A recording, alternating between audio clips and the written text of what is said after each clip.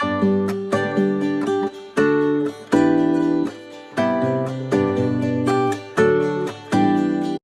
everybody, and welcome back to my Practically Imperfect Life. If you're new here, welcome to my channel. My name is Abby. I'm a homeschooling mom of 2 high schoolers, and here on my channel I just like to share all things mom life and homeschooling. And I apologize, I just realized that my shirt choice probably wasn't the best with like the bedding background, because now we got like, I'm either going to blend into the background or we're going to get like really bad clashing patterns, but it is what it is. So today I thought I would talk a little bit about goals and intentions, specifically the ones that I have for myself. I started kind of getting into the whole monthly goal setting and really tracking how I was doing with things about 2 years ago. And a lot of that was because I needed to make some major health changes. Namely, I was just not taking care of my body, really abusing myself in terms of what I was eating and lack of exercise and sleep habits and all of that. And my sleep habits are still pretty awful. I work in the evenings and overnights as a nurse, so I'm not the best at that. However, it did trigger me to try to make what changes I could. And so by goal setting, I was able to, I was able to lose over 80 pounds, which made me feel a lot better in a lot of ways. And I was also able to start, just cutting down on negative, on bad habits. And I got to really, getting addicted to goal setting. I liked setting reasonable but meaningful goals for myself and then, pushing myself to achieve them. And so this year I did the same thing. Obviously, we're near the end of the year, so I won't kind of go over my whole year goals, but let me just say that I do select kind of a word for the year that carries me through. And this year, my goal word was consistency, which meant that any habits that I learned to develop or anything I was trying to do, I wanted to make sure I was being consistent with that. And instead of just doing it once and forgetting about it. So consistency is really in the back of my mind every time I make a goal, and helps me to kind of determine what it is I want to work on month to month. So I do split my goals up into 4 categories every month. I have health goals, I have personal goals, family goals, and then I have home goals. So I thought I would just tell you some of the things that I'm going to be working on for the month of October. And then in early November, I'll just kind of circle back and let you know how I did on those things and what goals I have for the next couple of weeks. Okay, so the first category I'm going to hit on is health. And as I mentioned, I am not very good at sleep habits, and I have been trying all year to try to get into better sleep habits. I am very much a night owl. I get kind of that second burst of energy around like 11 or 12 o'clock, and then it's just really hard for me to like settle down and go to sleep. Part of that is because on the weeks that I work, because I work 7 on, 7 off, I don't start till 5. And so I'm out seeing patients in their homes, driving some pretty long distances at times. And I'm doing that until 9 or 10 at night. And then I have to come home and I need to get my charting done. But what I have kind of found that I do is I get home from visits, and instead of just sitting down and knocking out my charting and getting to bed at a reasonable hour, I tend to say, okay, well, I'm going to de-stress for a little bit. I'm going to have a cup of coffee or a cup of tea. And yes, I'll have a cup of coffee at 11 because I will tell myself it is so I can stay awake and chart. And then I'll look at Instagram, and then I'll read a book, and then I'll grade a paper, and then I'll go, oh, shoot, it's getting late. I need to chart. So this month, in order to try to get my sleep habits a bit better, one, I am going to cut myself off from caffeine after 7. And that might sound late for some people. But again, I'm out and doing things pretty late into the evening on my work nights. And typically I'll take something caffeinated for the long drives, just so I don't, zone out on the road, because that would be bad. So I'm going to try to cut myself off at 7. If I come home, my goal is going to be to sit and get all of my work done right off the bat. Just sit down, truck through it, and then tell myself I'm going to go to sleep after that. So hopefully that'll help me get to bed a little bit earlier each night, because I do get up fairly early in the mornings in order to get things done around the house and to start homeschooling with my kids and things like that. So that is goal number 1 for me. My second health goal is to try to bump up my water intake. I love my coffee. I love my coffee.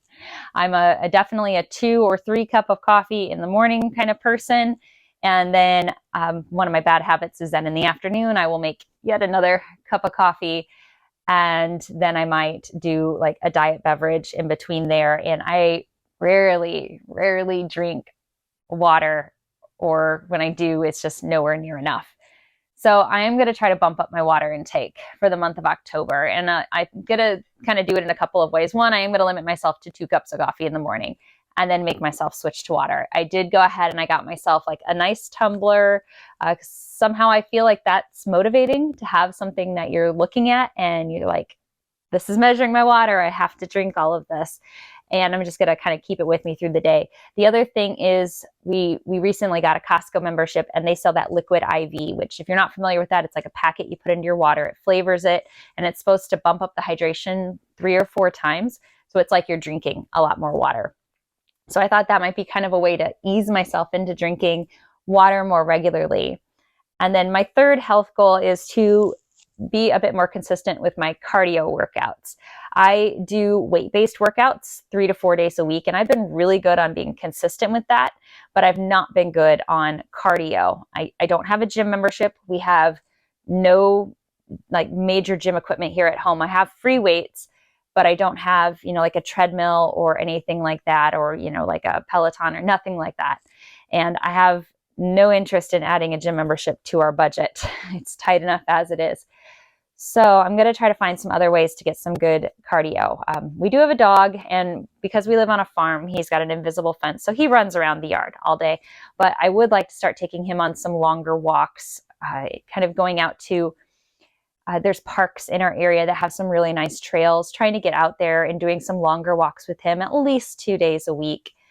And then we purchased a couple of bicycles and then had a couple gifted to us that my kids kind of fixed up and they've been riding. And I think I should get back to bike riding. I used to bike ride all the time when I was younger, and I haven't done it forever, except in little short spurts. But I think that would just be like a good way to kind of introduce some more cardio and get me outside, enjoying the weather a bit more. So those are my health goals for this month. For our home goals, they are kind of a continuation of what we've been doing with home remodeling. We started remodeling our home about 2 years ago, and I'm talking major remodeling. We had a completely unfinished basement, which is now a finished basement. That's our homeschool room, if you've watched my homeschool tour video. And then last August, so August of 2021, we completely gutted our kitchen. And if I can find some pictures, I will show you what our kitchen looked like kind of before and in process and kind of what it looks like now. But we built a wall to create a walk-in pantry. We had all new cabinets and countertops put in. And then there were all these little things left that we said, well, we'll just do ourselves in order to save some money. And everything's partially done. And it's kind of driving me crazy. For example, we have backsplash up behind part of the countertops.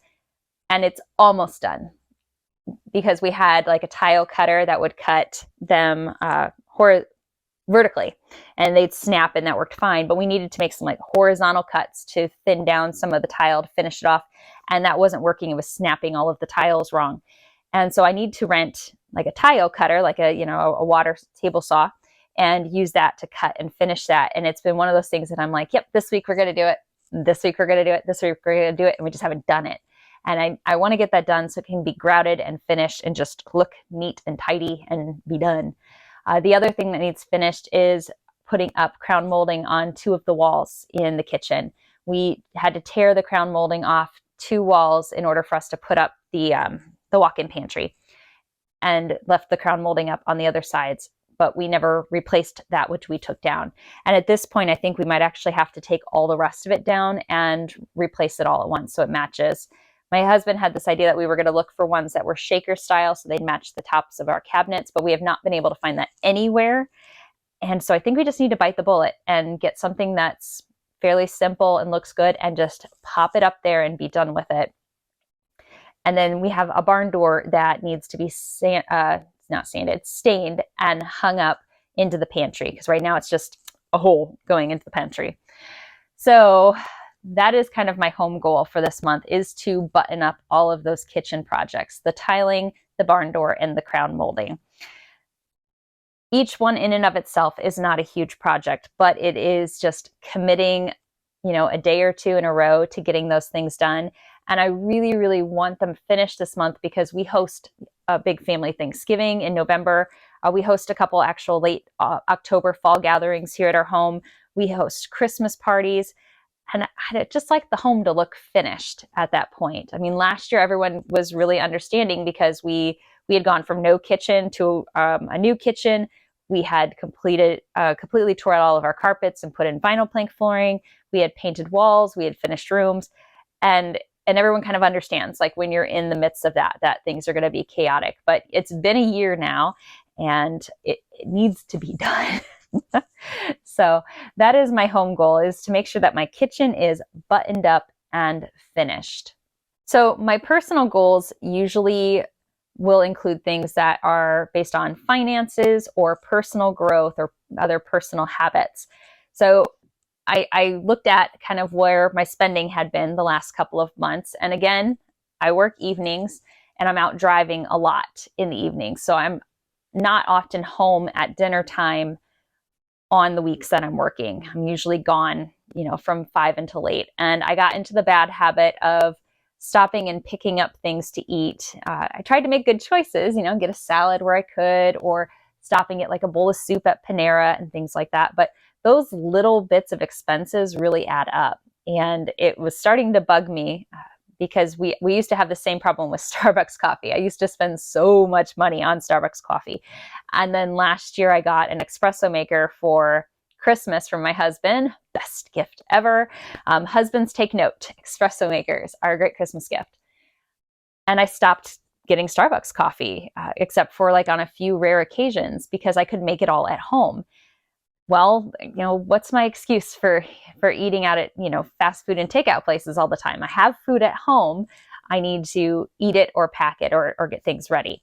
So October, I am setting the goal of not eating out at all, especially on my work days. And to try to meet that, I'm going to try to be better about having like a late lunch or an early dinner, or packing some like portable snacks, protein bars, fruit, things like that I can keep in the car and I can kind of munch on when I'm driving between visits. So that way I'm not tempted to pull into the nearest drive-through and spend $7 to $10 on a salad, because fast food has gotten really expensive. And hopefully that will just, help the budget a little bit, keep me from, spending so much on those. And I'm really sorry. I just realized that my cat has decided that she's going to take a bath in the background. So Marilyn, and she's snorting at us now. So she's the princess and she knows it. So, that's our Marilyn. Okay. My other personal goal is to get back into my personal Bible devotions. I have done those every day for the last couple of years, and 15 to 30 minutes a day was what I was spending. Well, our school year started in August and we were doing daily devotions, as a family group. And I don't know what it was about this year. Maybe it's just because I introduced other things. I introduced the new YouTube channel, and the part-time like baking business that I run has really picked up and things like that. But I kept finding things that were pulling away from my time with the Lord. And that's no good. My time with the Lord should always come first. So I need to get back into the habit again, not just doing our family devotions, the ones that we do as part of our homeschool day, but also just my personal devotions. I don't have the book in front of me, but I was working through one of the daily Grace Co. Bible studies. It was walk through the Psalms. I had done the first 2 books, which is Psalms. It's like Psalm 1 through 30, and then I think it's like 31 through 60. So I'm on the 3rd book, which is like 60 through 90 or something like that. And I had stopped when I got about halfway through it. So my goal is to try to get back into that book and do those devotions every day, in addition to what we're doing with our family studies, and just, kind of holding myself accountable to it. Because I know once I get back into the swing of it, I will, just fall back into that rhythm pretty naturally, because it's a part of my day that I have always enjoyed, and just helps me get in the right mindset for the rest of my day. My other personal goal is about reading. I love to read. I'm a big reader in general, and a pretty fast reader. I try to hit kind of 100 books read a year, which sounds like a lot, but if you're reading through several a week, it goes really, really quickly. And I'm still doing a lot of reading, but lately it's been all reading relating to our homeschool. And I don't mean to make that sound like a bad thing, but when my kids do a novel study, I read the novel that I'm going to have them study before they do, so I can better help them with it. And then I feel like I can grade like their essays and things like that better because I know the book. We also read as part of like our read out loud in our group study. So I have books that I'm reading for that. And then both of my kids are doing a guest Hallow curriculum program. My son's got a geography one and my daughter a botany one, which have a lot of living books that are assigned each week. And since I'm grading them based on a narration journal where they're kind of telling me what they learned, I'm trying to actually keep up with all the same readings that I'm assigning them each day. So that way I can, kind of verify that they're writing good information, that they're pulling good details and things like that. Plus, their two classes are really interesting, and I'm learning a ton following along. I will say I love my daughter's botany class, probably more than geography, but that's just because I'm a gardener and I love learning all of these different things about plants and their history and how they're named and things like that. But putting all that time into school reading has really cut back on the personal reading time that I've had, and I haven't really been reading for just fun in a while. So I have pulled a couple of books that are on my goal list to read this month. I have 4 of them, and I thought I would just show them to you so you could see just some of the things that I am looking to read. So the first one I'm looking to read is The Life-Giving Table. This is a Sally Clarkson book. If you've not read any of her books, they're so good. These are really great. She's a Christian mom. She homeschooled her kids, and she has done ministry work all over the world. And a lot of her books kind of focus on how you make home like this special and I don't know, a place where people want to be, where your family just feels right when they come back together at home. I read her book called The Life-Giving Home, and I read her Mom Heart Moments year-long devotion. I did that one, and I actually have it here with me. So this is Mom Heart Moments. This is a great devotional if you're looking for a good one to do. And then The Life-Giving Home I read last year. It was written by her and her daughter, and they kind of alternate who's writing chapters. That was another really good one. So naturally, I picked up A Life-Giving Table.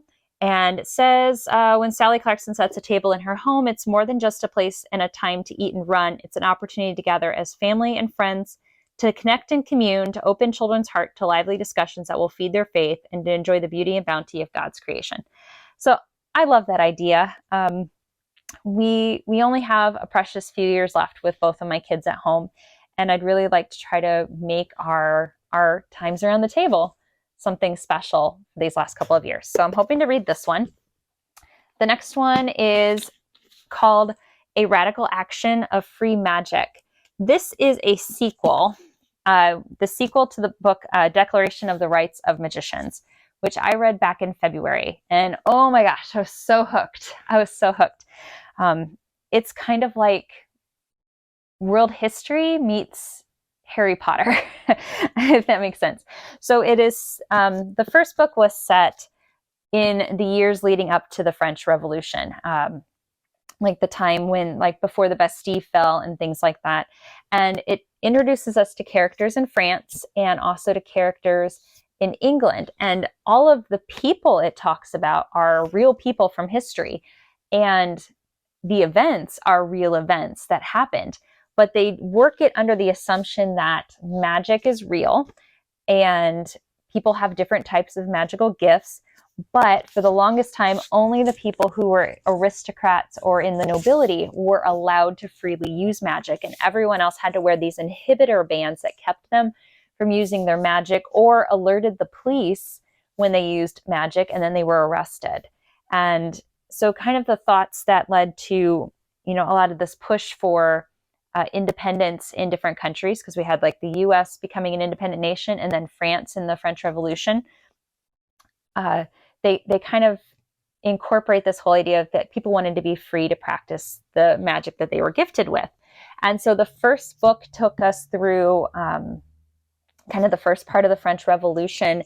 And from what I understand, this one is going to pick up and talk about like Napoleon Bonaparte and that part of it.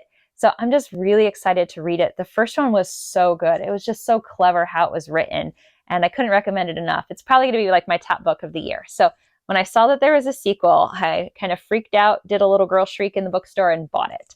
So I'm reading this month. The next one that I have was one that I just kind of picked up on a whim at Barnes & Noble, and it's The Murder of Mr. Wickham. I love Jane Austen. I love every version of Jane Austen. I love the movies. I love the books themselves. I've made my daughter do book studies on a lot of Jane Austen. My daughter is named after a Jane Austen book. Her name's Emma. So I love Jane Austen. So I'm really hoping that this reads like a Jane Austen novel. But essentially, we've got Mr. Knightley and Emma throwing a house party, bringing together all of our favorite characters from Pride and Prejudice. Definitely not invited is Mr. Wickham, and apparently he ends up dead and murdered, and they've got to solve the mystery of who did it, because it had to have been someone at the house party. So Jane Austen meets a murder mystery. So I thought it could be interesting, so we'll see what we think. And then the last one has been on my TBR forever. And so I finally pulled it down, and this is actually the one that I'm starting to read now. And this is called The Lost Apothecary. And this is kind of taking something that's going on in modern times and has it kind of mixed with things that went on in the past. It's one of those things where like stories cross across time, if that makes sense. So basically it's got an 18th century London apothecary, and talks about the owner and her story there. But then we have an aspiring historian who lives 200 years later, who is trying to solve long unsolved apothecary murders in London, and just how the two stories kind of intertwine. So I'm looking forward to getting through this book. I'm hoping that I enjoy it, because like I said, it's been on my TBR for a really long time. So we'll see what I think. So those are my books for the month. So my last category is family goals. And usually those are things that revolve around our homeschool, because that's such a big part of our family life. Or, again, just things that kind of involve the family as a whole. And my homeschool related goal is to try to find something that's a little bit more lighthearted, but still, educationally valuable, if that makes sense, to our group study for the fall and Christmas season. I mean, we do an Advent devotion in December every year, and there's my other cat. This one's Casanova. You want to say hi, Cass?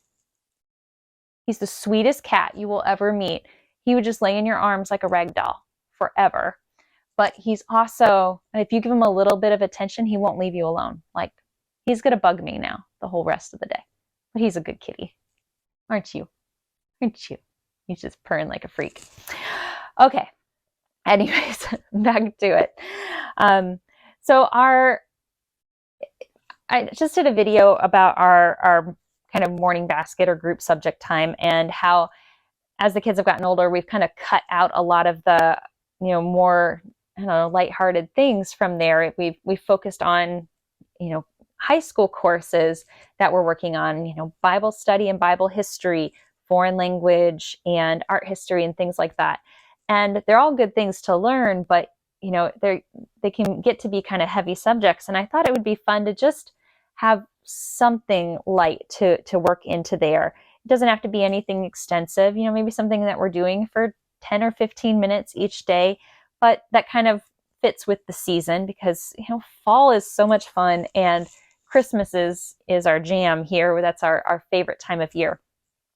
So I've kind of started looking a little bit at some like unit studies. I know if you follow Ashley over at Grace and Grit, she had a couple of fall studies from Campfire curriculums, and I've looked at their curriculums before for potential like elective courses for the kids, because they have some really good ones in there. And they have some fall topical studies, and I'd love to kind of know what they're going to have for Christmas or December studies, and see if there's anything that would kind of fit with this idea of what I'm looking for. So I'm just hoping to kind of find something that, isn't heavy, still teaches them something or focuses on something that would be good for us to learn, just kind of, gives us some lighthearted moments in our family studies. So my next family goal has to do with colleges, which I think is crazy. I can't believe we're at that stage. I have a 10th grader who is a very, very good golfer, and she's hoping to go to college and play golf for a college team. But because she's only in 10th grade, they can't approach her directly yet, like inviting her out for tours and to see the facilities and things like that, or, be emailing her. But they can talk to her coach, who can send them like videos of her tournaments and practices and things like that. And they've started following posts that he does about her. Like if he does a post on Instagram that's showing like her set of swings or her hitting a new goal or winning a tournament, they have been following those. And a couple of them even came out to some of the tournaments she played on college campuses. And then they followed, and were spectators during the whole tournament. So we know that there are some interested parties, even though they can't directly declare it yet. And her coach has said that it's really important this year that she starts kind of narrowing down her college list, not to like 2 or 3, but she needs to have at least like 10 that she's particularly interested in. And then that way he can start talking with those coaches, sending them videos from her training sessions and things like that, so they can start to see how she's progressed as a golfer. And then next year, when she's doing these tournaments that we do all over the state and even out of state now, they could come and they could watch, or they could be watching for those tournament results. So that means we have to start talking colleges. And so a lot of this goal is kind of on my daughter, because I'm not going to tell her where she has to go to school. I did tell her there were 2 states I would not send her to, and that's California and New York, but I'll send her anywhere else that she wants to go to school. But we have started kind of discussing, parts of the country that she'd like to go to, or if she wants to stay in state. And she really likes the idea of Florida or Texas. When my brother actually lives in Texas right now, and he used to live in Florida. So, we have learned quite a bit about the schools in the area from him. And there are some really good schools here in Indiana. So we're going to be looking this month through some like college search sites where you can, kind of narrow things down and start to generate a list for her coach of those, 10 or so colleges that she's interested in finding out more about. Kind of the hard part at this point is that she's not really sure what she wants to do as a career. And so, she can't really narrow it down by which academic area a school is strongest in. Like here in Indiana, IU is kind of known for their school of business. So if you were going to, be a business major, that'd be a great school to look at. Whereas Purdue has like veterinary medicine and things like that. She just doesn't know, which area she wants to focus on. So we're going to kind of narrow it down geographically, which ones have the level of golf team she's hoping to be on, and then just kind of looking at their academics overall and start getting that done. So yay, college searches already. And I'm going to go cry now. Right, my last family goal is related to Christmas, and I'm really sorry to use the Christmas word in October, but I like to do a lot of homemade gifts, and particularly quilting gifts. I love to quilt. I have so many partially finished sewing projects over on my sewing table, which is kind of behind where the camera is, and I just got to get some of them done. In fact, I'll show you if I could find a few pictures to insert here of some of the gifts I've made. I've done table runners and quilts and hanging advent calendars. And I did this really awesome quilt for my mom last year. I was so in love with it, and I'd really love to make myself one to have for home, but it was really just wonderful to be able to make that for her. So I have several projects that need to be at least at a point where they can be quilted, and they got to be done this month, because I take them to somebody when I'm doing big long arm quilts, and they have to have adequate time to get those done so I can get them back and bound and ready to go for Christmas. So my family goal is to get at least 2 of the 4 quilting projects I have in progress ready to go by the end of the month and ready to, send out to the quilt shop for their specialty quilting. So that will definitely take a little bit of my free time during the week, but it is free time that I'm happy to give because I love to sew, and I just haven't gotten down in front of my sewing machine enough this summer, being so busy as I was outdoors with projects. So that wraps up my goals and intentions for the month of October. Like I said, my hope here wasn't just to bore you with listening with what my goals are, but to show you that those of us here on YouTube, we are not perfect. We are not perfect. I think a lot of people spend so much time on Instagram and YouTube trying to get like the perfect lighting and the perfect shot and the perfect makeup and making sure that nobody sees our messes or the things that we screw up on. And the reality is that we're not perfect. I mean, that was why when I came to choose a channel name, I was like, my practically imperfect life. That's what I'm going to do, because nothing in my life turns out perfectly right or exactly the way I, planned for it to. And I have, kind of struggled over the years to learn to just be content with things and, work on what I can work on. And if I don't hit a goal, don't let that discourage me, but let that motivate me, to maybe try something differently or to just work harder at it going forward. So I hope this provides you with a little bit of motivation towards your own monthly goals. If you have any that you'd like to share, you can leave a comment below. Or if you have suggestions related to any of my goals, particularly if you have book suggestions, I will always take a good book suggestion or a good devotion suggestion. I love to see what other people are reading and studying and things like that. Or if you have any ideas for our homeschool group study for something, like I said, kind of lighthearted that I can add in for the fall and winter months. Anyways, you guys, if you enjoyed this video, please don't forget to give me a thumbs up and subscribe to my channel so you can be notified when I post new content. Thank you so much, everybody, and have a great day from me and Marilyn and Casanova. Bye.